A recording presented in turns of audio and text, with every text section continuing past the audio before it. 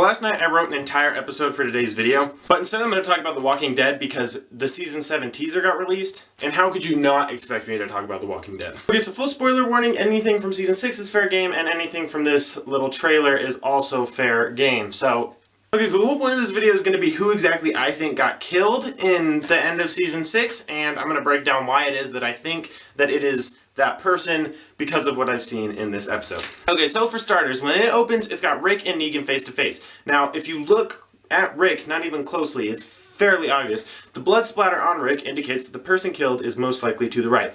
Well, let's break down who is to the right of Rick in this situation. We've got, in order of distance, Maggie, Abraham, Daryl, and Glenn. There's one other person in between there, but I honestly don't remember their name, and I really doubt that they're the one that got killed. Okay, so we have the people to the right. Now, let's narrow it down to the closest people to Rick, because if the blood hit Rick in the face, the person would have to be relatively close. This would be Maggie, Abraham, or Daryl. Now, the interesting part about that is because, other spoiler warning, if you've ever read the comic books, it's Glenn that dies in this situation, and the easiest person to guess as to who gets killed would be Maggie, because she is the closest to Rick, and so that would mean that her blood would definitely hit Rick if she got killed by a baseball bat. However, Rick makes a threat to Negan. He says that, "I'm gonna kill you." Now, Negan's response to that is really important in my argument. Negan brings up right-hand men and says that he thinks that he just killed Rick's right-hand man. Now that would eliminate Maggie from the situation, because while technically Maggie could, I guess, fit into that if Negan doesn't literally mean a man,